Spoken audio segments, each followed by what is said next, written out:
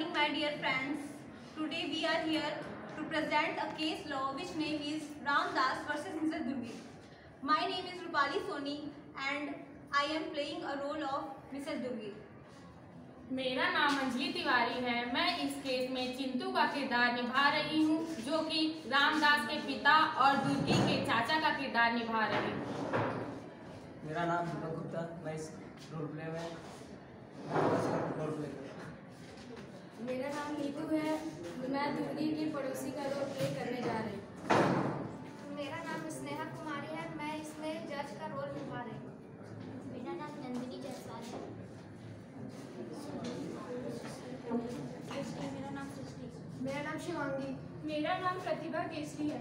My name is Pooja and we are playing a role of Sarpanch.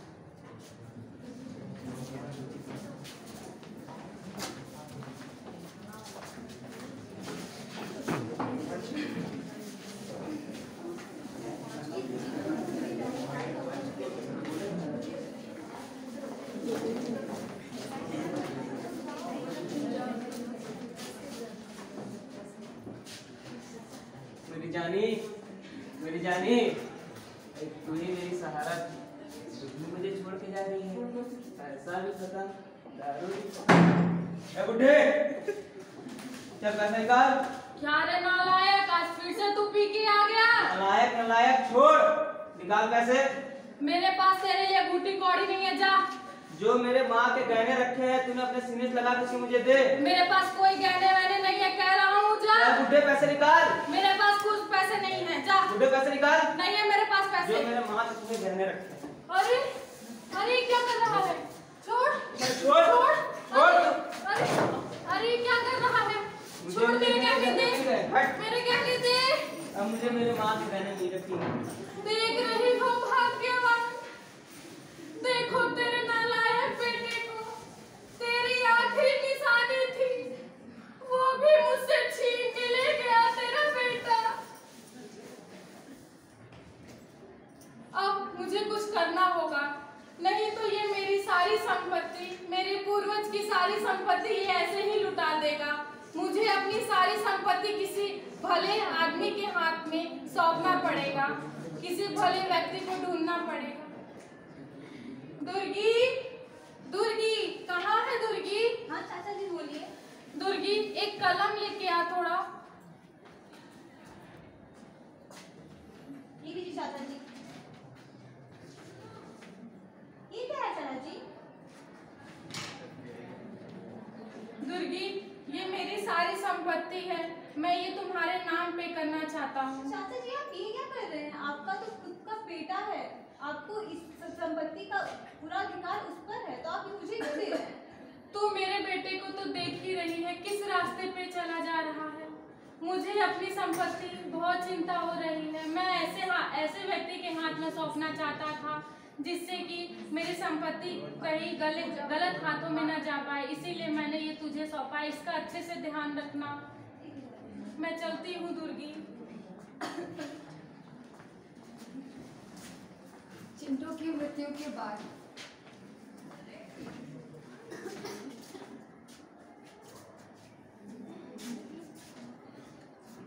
बहन दुर्गी।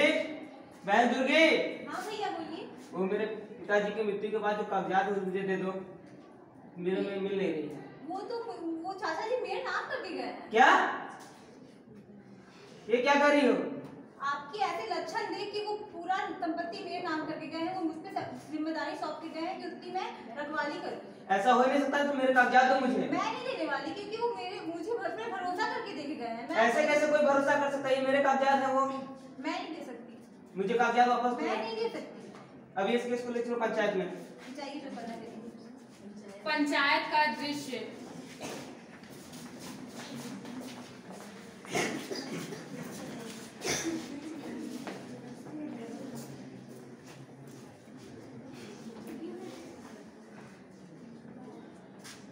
बोलो रामदास, क्या बात है?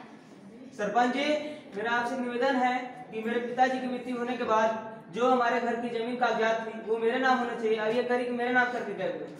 दुर्गी, तुम कुछ बोलना चाहती हो? हाँ सरपंच जी, ये बात पूरी की पूरी सत्य है। मेरे स्वर्गीय चाचा जी ने ये सारी संपत्ति मेरे नाम करके गए हैं, क्योंकि इनके ये सारे घर के जेवर जवाहरात सब कुछ बेच के पी जा रहे थे। इससे वो सोचे कि हमारी संपत्ति के पूर्वज की संपत्ति को ये बेच के पी न जाए, उसकी जिम्मेदारी वो मुझ पर सौंप के गए हैं। मैं इन्हें नहीं दे सकती संपत्ति। आप लोग रुकिए थोड़ा। दुर्गी सुनो, देखो रामदास उसका बेटा है, तो उसके मरने के बाद उसका हक उस पे बनता है, और उसके मरने के बाद इसका कोई अपना नहीं है। उसके भविष्य के लिए तुमको उस हिस्से में कुछ इसको देना चाहिए। पर चाचा जी तो मेरे नाम करके गए हैं, वो मुझ पे भरोसा करके दे के गए हैं, हम ऐसे कैसे दे सकते हैं? सरपंच जी आप ही बताइए। पर उसका भी कोई नहीं है जिसके पास वो जा सके, और ना ही वह कमाता है। उसके आगे के जीवन के लिए उसे कुछ पैसों की जरूरत पड़ेगी। हम लोग ये नहीं कह रहे कि आप अपना पूरा हिस्सा उसे दे दें, आप उसे कुछ हिस्सा उसमें से उसे दे सकते हैं। ठीक है सरपंच जी, आप सबके कहने पर हम देने के लिए राजी हैं, पर पूरा हिस्सा हम नहीं दे सकते। हम उसमें से बस 1/3 हिस्सा देने के लिए राजी हैं। ठीक है। रामदास इधर आओ।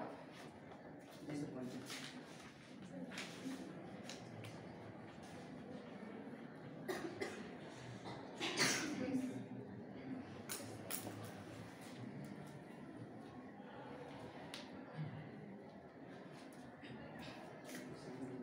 ये कागजात तुम अपने पास रखो। ओके, धन्यवाद।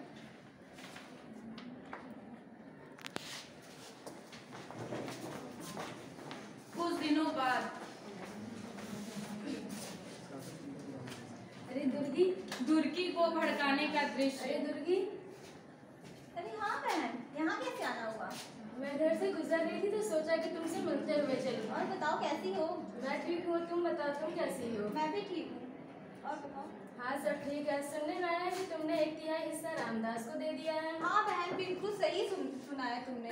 वो सरपंच जी के कहने पर मुझे 1/3 हिस्सा देना पड़ा उसे, क्या करती? वो तो तुम्हारे नाम हो चुका था ना, तुमने हाथ में आई हुई चीज गवा दी। मैं तो रहती तो कभी नहीं देती।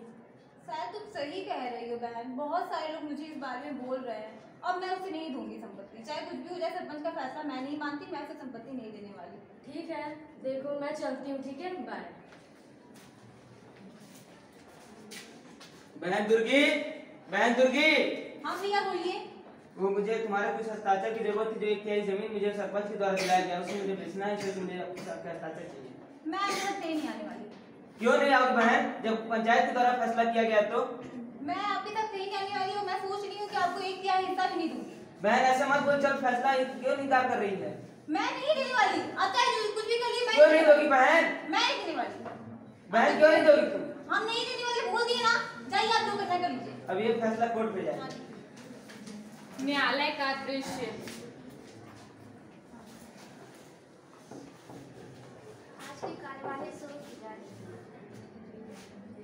जज साहब, मेरे पिताजी के मरने के बाद 1/3 हिस्सा इन्होंने पंचायत के द्वारा मुझे देने के लिए कहा था, और जो इन्होंने अब उसमें देने के लिए इनकार कर रहा है।